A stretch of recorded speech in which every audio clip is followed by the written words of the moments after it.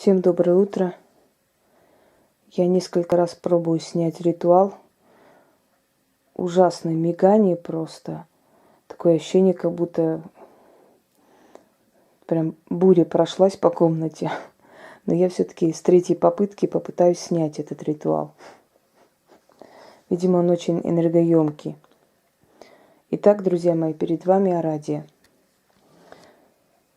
Согласно легенде, первая ведьма на земле.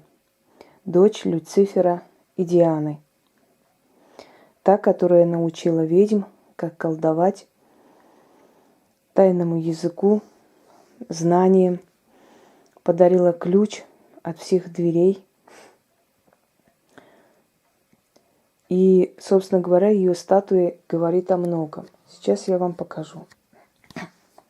Во-первых, наверху ее статуя змея.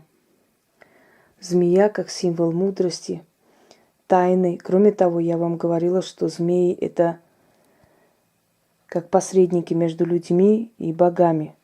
Что есть змеи, которые охраняют семью, есть змеи, которые охраняют человека и его судьбу. Внизу кот. Кот либо собака. Иногда бывает, что изображает маленькую собаку. Посредник. Точно такой же посредник, охрана, помощник. Тот, кто принимает удары на себя иногда, которые идут на ведьму. Рука у нее лежит на книге.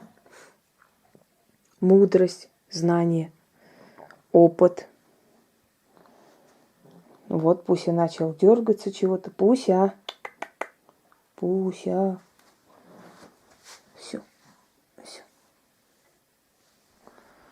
Тут идет ложиться возле меня во время ритуалов и начинает дергаться. Что-то снится Пусе. Голова петуха, как символ жертвенного животного или вообще жертвы, которую мы даем за свое колдовство. Жезл в руках ее. Ноги. На одной ноге есть обувь, на второй нет. Это говорит о том, что наша жизнь, жизнь ведьм переходит от трудностей, нищеты к богатству. Окружает ее композиция из черепов, из таинственных предметов. Это все то, что мы собираем за свою жизнь.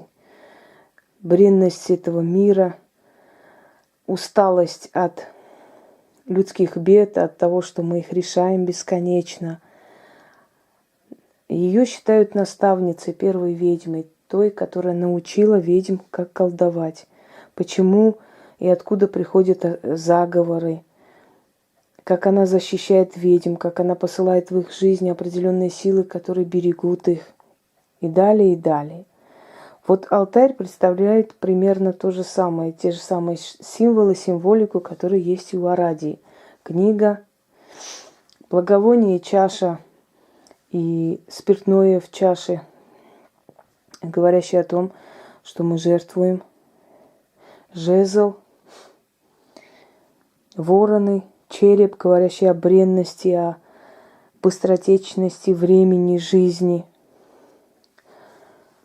Меч из обсидиана, собственно говоря, жертвенный нож, а там за нашу жизнь, за, может, долгую или недолгую, кому сколько выпало, у нас собирается много таких таинственных предметов, которые помогают нам колдовать. Мы время от времени можем обратиться к ней за помощью, за тем, чтобы она на время поселилась внутри нас, то есть частица ее души, чтобы через нас она могла творить то, что хочет, но в то же самое время дала нам силу жить, идти дальше. Вот да, кстати, ключ от всех дверей познания рядом с ней. Композиция интересная. И вот сейчас я буду обращаться к ней. Читать это нужно 13 раз, но я прочитаю один раз, естественно, поскольку смотрите, да, который час. Иногда от усталости бывает, что слова неясно произносятся, ничего страшного. Ни в чем нигде не ошибается тот, кто ничего не делает.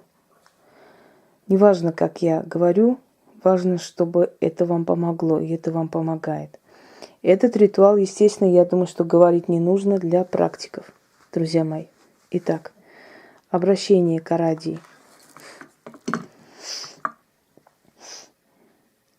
Прославленная дочь Люцифера и Дианы, матерь ведьм, наставница, незримая защитница наша.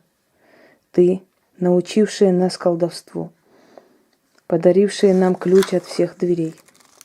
Пусть голос мой соединится с голосом всех ведьм, живущих во все времена.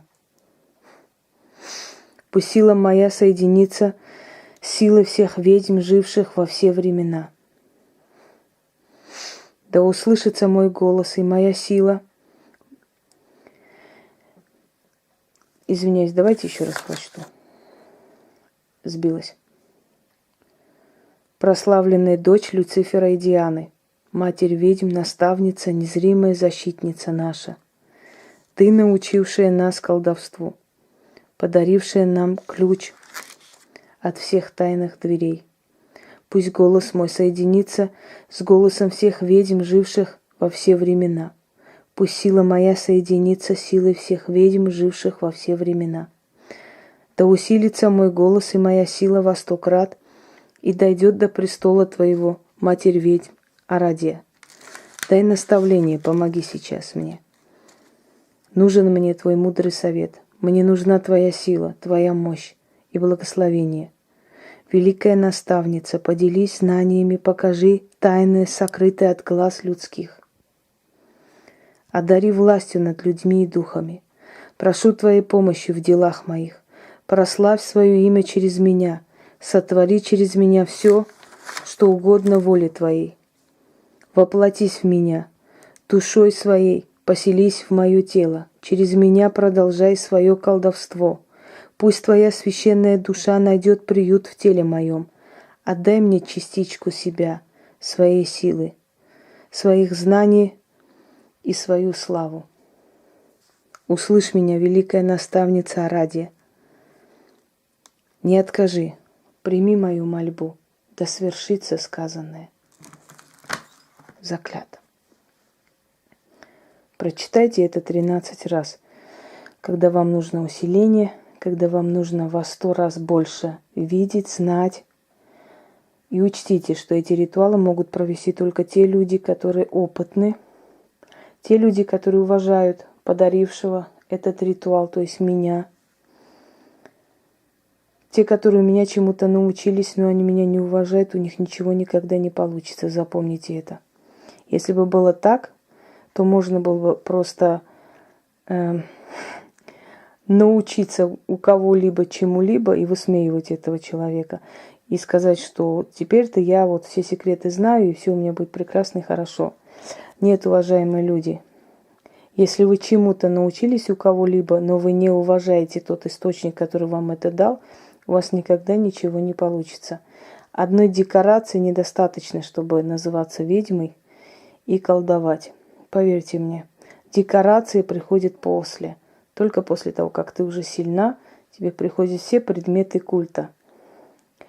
Но изначально собирать предметы культа, забывая того, кто тебя этому научил, и надеяться на то, что ты кем-то станешь в этой жизни, это смешно.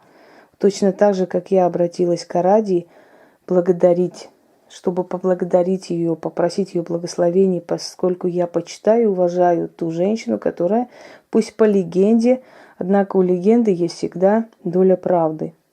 Жила и учила, значит, она наставница. Уважайте своих наставников, если вы хотите, чтобы те знания, которые они вам передают, у вас сработали и принесли вам благо. Всем удачи!